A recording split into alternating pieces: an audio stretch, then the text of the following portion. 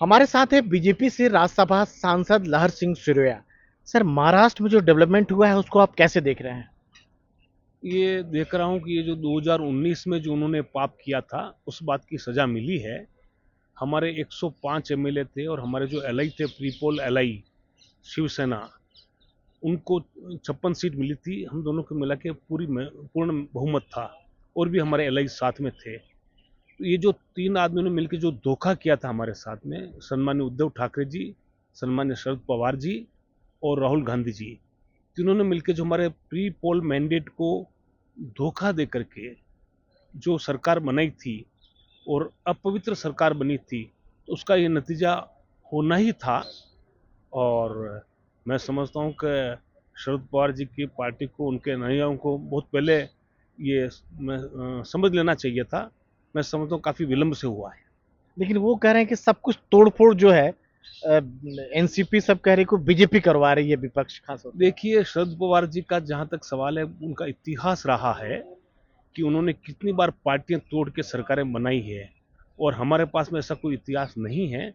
और हमारे साथ तो मुझे इसलिए ज़्यादा दुख होता है कि हमारे कर्नाटक में उन्होंने हमारे साथ ये धोखाधड़ी की थी 2018 में और 2004 में भी हमारे साथ। जो हमारे 105 एमएलए थे 2018 में, और हमारे साथ धोखाधड़ी करके कांग्रेस ने, राहुल गांधी जी ने उस समय एक अपवित्र सरकार बनाई थी और उन्होंने ने हमारे को नहीं बल्कि जेडीएस को भी धोखा दिया। उनको माननीय कुमार स्वामी जी को मुख्यमंत्री बना करके 1 साल में उनको हटा दिया। वो एक बड़ा षड्यंत्र था। तो कांग्रेस ये पाप करती रही है, तो ये आरोप हमारे पर लगाएं, ये मुझे आश्चर्य है। विपक्ष का ये भी कहना है कि बीजेपी में जितना कोई करप्ट नेता होता है, चाहे एनसीपी कुछ, जैसे बीजेपी में आता है वो पूरी तरह से साफ हो जाता है, क्लीन हो जाता है वॉशिंग मशीन की तरह। अब देखिए, इस बार मैं क्या कहूँ, हमारी तो वॉशिंग मशीन नहीं है। जिसमें हमारी तो ये एक न्याय की मशीन है, जिसमें जो अन्याय हुआ है, जो पाप किए हुए हैं, उन पापियों को सजा मिली है इससे। और जहाँ तक भ्रष्टाचार के आरोपों का सवाल है, ये बड़े आश्चर्य की बात है कि उन्होंने उन लोगों को अपने साथ इतने वर्षों तक रखा और अब जब हमारे पास आ गए हैं तो उनको भ्रष्टाचार दिख रहा है। उस समय ये कह रहे थे कि अभी कोर्ट में उनके केस चल रहे हैं, मुकदमे चल रहे हैं, विचाराधीन हैं, तो ये बात तो अभी भी लागू होती है। तो जब कोर्ट का फैसला आ जाएगा तो जैसा होगा, जब समय होगा, जो होगा जो नहीं, होगा। लेकिन कई सारे विपक्ष नेता बोलते हैं कि बीजेपी एक वॉशिंग मशीन की तरह है, यहाँ कोई आता है तो एकदम बिल्कुल साफ हो जाता है। नहीं, मैं बल्कि ये कहूँगा, ये विपक्ष का एक बहुत गलत कदम है, क्योंकि यहाँ उनके यहाँ जेल में गए हुए मंत्रियों को भी उन्होंने संरक्षण दिया है।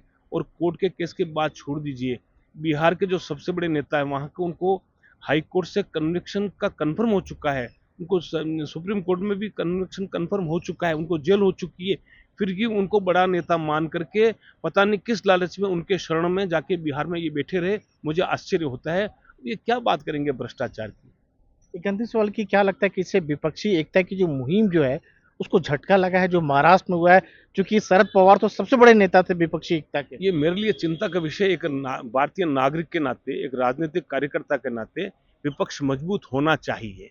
लेकिन विपक्ष मजबूत अब हम तो नहीं कर सकते। अगर मुझे कहे तो मैं विपक्ष में चला जाऊंगा, लेकिन अब विपक्ष का कैसे करें? जिस तरह का आचरण ये कर रहे हैं, ये बिल्कुल अनुकूल नहीं है। मुझे सबसे बड़ा दुख इस बात का होता है कि राष्ट्रीय पार्टी जो कांग्रेस है, उसमें भी परिवारवाद इतना घुस गया है कि वो परिवार से बाहर निकल नहीं रहे हैं। और हमारे कर्नाटक के जो माननीय नेता हैं, मल्लिकार्जुन खड़गे जी, दलित नेता हैं, बड़े नेता हैं, वर्षों का उनका इतिहास है, उनको भी एक डम्मी जैसा बना दिया है। ये बड़े दुख की बात है, मुझे तो आश्चर्य होता है। तो विपक्ष ऐसे कैसे मजबूत होगा? तो 2024 में मोदी जी का मुकाबले कहीं ठहर पाएगा, जो सब लोग जुट रहे हैं फिर से, आपके कर्नाटक में फिर से जुट रहे हैं 18 तारीख को। अब ये मुकाबले की बात हो, आपस में उनको मुकाबला करने दीजिए। इनके आपस में कई मुकाबले चल रहे हैं, अभी तो उनको शरद पवार के साथ। अच्छा, एक और बताऊं आपको, ये विपक्षी एकता की बात करते हैं, जो मुझे जो जानकारियां हैं, वो नीतीश कुमार जी कन्वीनर बनना चाह रहे थे। शायद मुझे ऐसा जानकारी कि लालू जी ने नहीं बनने दिया। अब शरद पवार जी ने सोचा कि हम मैं बन जाऊंगा विपक्ष का कन्वीनर। उनका भी नहीं हुआ और उनके नीचे से धरती खिसक गई। अब इनके तो आपस में झगड़े चलेंगे और उनको आपस में कौन कहाँ बने, कौन कहाँ बैठे, कहाँ ये शिमला में हो, बेंगलोर में हो, पटना में हो, कहाँ इनकी मीटिंग की जाए, कौन उनका नेतृत्व करे, कौन उनका संयोजन करे। तो मोदी जी के मुकाबले कैसे कर पाएंगे ये लोग? मोदी जी का मुकाबले की आवश्यकता कहाँ है? मोदी जी का तो 2024 तो बहुत स्पष्ट है। मुझे ये है कि मेरा इनको ये राय है विपक्षी पार्टियों को कि इनको एक अच्छा नेतृत्व देना चाहिए, प्रामाणिक नेतृत्व देना चाहिए और आपस में ये इस तरह की राजनीति नहीं करनी चाहिए, तो देश हित के मुद्दों पर भी एक हो जाते हैं। बड़े दुःख की बात होती है। जैसे 370 के मामले में कांग्रेस क्यों डूबी? कहीं कांग्रेस लोग छोड़ के चले गए। तो ऐसे राष्ट्रीय मुद्दों पर भी इतने अंधे हो गए हैं कि राष्ट्रीय मुद्दों पर भी मोदी जी का साथ नहीं देते हैं। तो इनका तो भगवान ही मालिक है। लेकिन जहाँ तक हमारा सवाल है तो 2024 में सरप्राइजिंग रिजल्ट आएंगे, बहुत बड़े आएंगे। जैसे गुजरात में हुआ 156 सीटें आई, ऐसे आप आश्चर्य करेंगे कि हम कितनी सीटों से जीतते हैं। और विपक्ष को तो मेरी शुभकामना है कि वो देश के हित में कोई अच्छा काम करें, अच्छी योजना करें और सरकार की सकारात्मक आलोचना करें, सकारात्मक सहयोग भी दें। ये थे बीजेपी के सांसद लहर सिंह सिरोही, जिनका ये कहना है कि 2024 के मुकाबले में विपक्ष कहीं नहीं है, पहले वो आपस में जो है एकजुट हो जाए।